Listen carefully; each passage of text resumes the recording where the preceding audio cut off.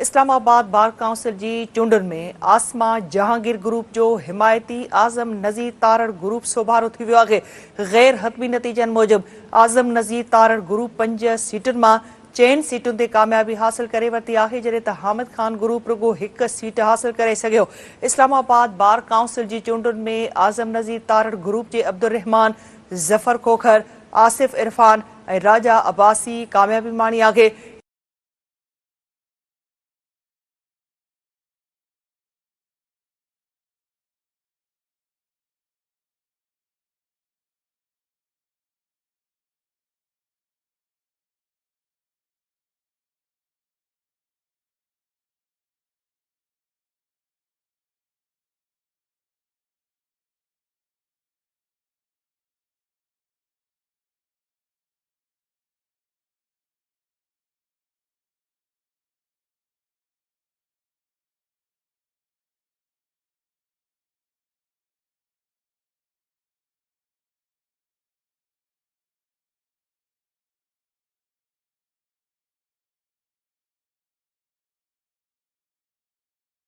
चैन सीटुनि ते कामयाबी हासिल करे वरिती आहे, जॾहिं त हामिद खान ग्रुप रुगो 1 सीट हासिल करे सघियो। इस्लामाबाद बार काउंसिल जी चूंडुनि में आज़म नज़ीर तारड़ ग्रुप जे अब्दुर रहमान, ज़फर खोखर, आसिफ इरफान ऐं राजा अब्बासी कामयाबी माणी आहे।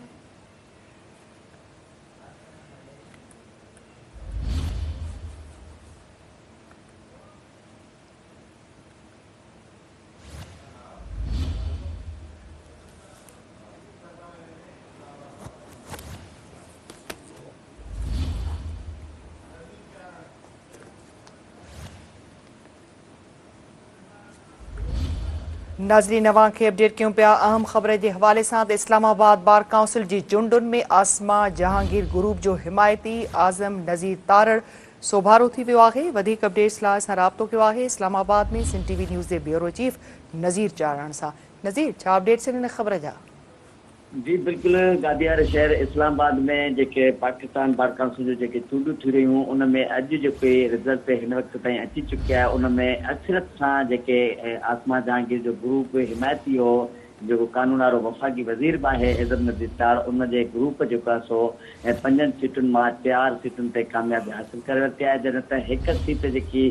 हामिद खान जेको सेनेटर बि आहे पीटीआई सां तालुक़ रखे थो ऐं उनखे पीटीआई जी सपोर्ट हुई, उन सिर्फ़ु जेको आहे सो 1 सीट जेको आहे सो हासिल करण में कामयाबु थियो ऐं पोलिंग जो जेको अमल हो उहो सुबुह खां शुरू थियो ऐं शाम 5 वॻे ताईं जेको आहे सो जंहिंखां पोइ जेको ॻणप वारो मरहल हो उहो शुरू थियो, जंहिं ॻणप जी जेकी हतमी नतीजनि मुताबिक़ जेकी आॾो आई आहे उन में जेके इस्लामाबाद बार काउंसिल में जेके 5 सीटुनि ते जेके चूंडूं थी रहियूं हुयूं उन्हनि मां 4 सीटुनि ते जेको हुकूमती वफ़द आज़म नज़ीर तारड़ कानून वारो वफ़ाक़ी वज़ीर आहे जंहिंखे आसमा जहांगीर ग्रुप जी हिमायत बि हासिल हुई, उन जेको आहे सो 5 सीटुनि मां 4 सीटुनि ते कामयाबी हासिल कई आहे, जॾहिं त पीटीआई सां तालुक़ रखंदड़ ग्रुप हामिद खान उन जेको आहे सो 1 सीट जेको आहे हासिल करण में कामयाबु थियो। अहिड़े तरीक़े सां जेके चूंड नतीजा आहिनि उहे आर्टिफिशियली तौर ते अञा जारी न कया विया आहिनि, पर जेके आॾो हिन वक़्त ताईं आया आहिनि उन्हनि में इहा वाज़ह तौर ते जेको आज़म नज़ीर तारड़ जेको हुकूमत सां लाॻापियल आहे उन जे ग्रुप जेको आहे सो अक्सरत हासिल करे वरिती आहे। जी ठीकु आहे नज़ीर, अपडेट करण लाइ वॾी महिरबानी।